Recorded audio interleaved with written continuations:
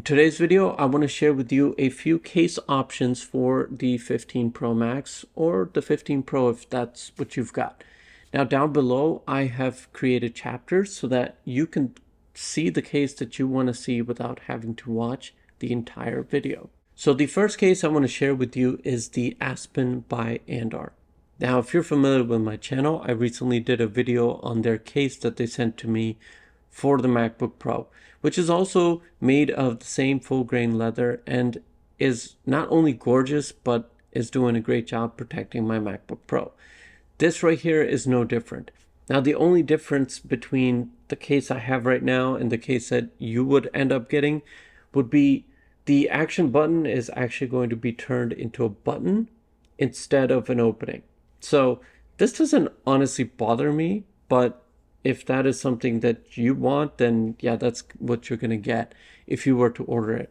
They have a bunch of different color options. This one is just black with my natural titanium. Looks good to me. The openings at the bottom are sufficient enough. The buttons themselves are really clicky. So I really love this case. Overall, it's got a really thin and slim design, and the leather quality is what I absolutely love. I have been somebody that's always bought the Apple cases. Matter of fact, I always looked forward to which leather colors they would come out with each iPhone. But obviously, they've discontinued theirs, and in my opinion, the next best option is this right here by Andar. Now, if the Aspen case doesn't work for you, then this one by Mujjo is also a great option. This is also a leather, full grain leather, and it's been vegetable tanned. So very eco-friendly. It's got clicky buttons for all of your different iPhone 15 buttons.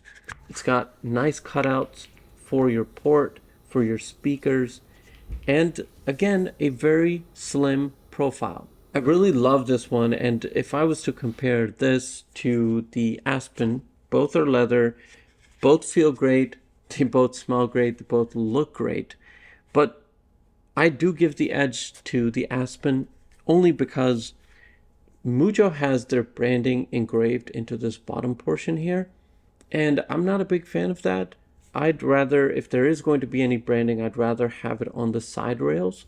And so that is how Andar did their branding. So that's really going to be up to you. But in terms of leather quality and how great the case looks and feels in the hand, how clicky the buttons are and everything, both cases do an amazing job. So either one that you end up picking is going to be great. Next up, we've got the Pitaka Aramid fiber case. Now this one's for the daredevils out there simply because it's very thin, feels great in the hand, and I honestly can't go wrong with Pitaka. I do have a soft spot for them in my heart, not only because their case is awesome, but because they're one of the first companies that I started working with. They send me out cases each year. I even have the standard Aramid fiber cases for the 14 Pro Max, and then I also have this one. This was like the first moon landing design, so they've now been branching out and doing different artwork designs in collaboration with different artists that I'll show you in a second. But this standard one, whether you have a black iPhone, whether you have a blue one, the white one, this Aramid fiber, black color, the feel of it, it's absolutely amazing. I really can't complain. And what I do like about it is that it's so thin to the point that it feels like you don't have a case on, but at the same time, you can protect your phone from everyday scratches just by what you're going to be naturally doing, putting it in your pocket with keys, maybe setting it on a desktop. So this case, really nothing I can complain about.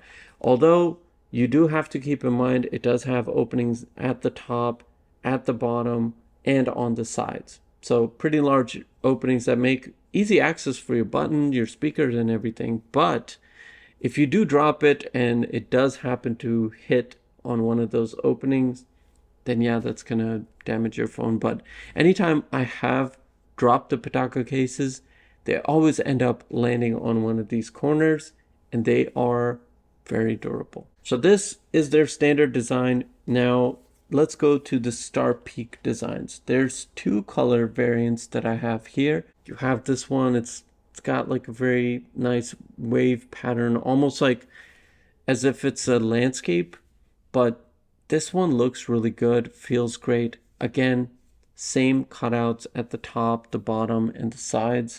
Now this one by Pitaka, it has that same dark blue hue, but it's got like a speckled pattern going across in like a yellowish color.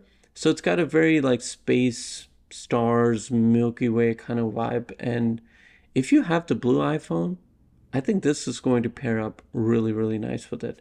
It looks really good on the natural titanium as well. Again, this one has those same openings. It's very thin, feels great in the hand, and looks great. But that is going to be something that you're going to have to take on and decide for yourself whether you want to be a daredevil or not. I've used them over the years, and honestly, they've held up totally fine. They do catch fingerprints. All three of these Pitaka ones do pick up fingerprints, but that is something that happens with a lot of cases. Now, as for Apple's own FInewoven case, I honestly didn't even bother with that simply because just from seeing them in the store, I went there to get every single color so I could show you and talk about it. But when I saw the colors and just how bad they looked in terms of their durability, I just didn't even want to bring them home. I took a few shots over there and they don't look like they can hold any abuse, because like this Apple leather case on my 13 mini, it's going on 2 years now, so actually more than 2 years now, and it has scuffs, it has scratches, but it's leather, it's aging, and it still finds a way to look good. Whereas those cases already, they've only been on display for what, about 8-9 days at the time of this recording, and they look horrible. So I don't think that I could even recommend them to anyone.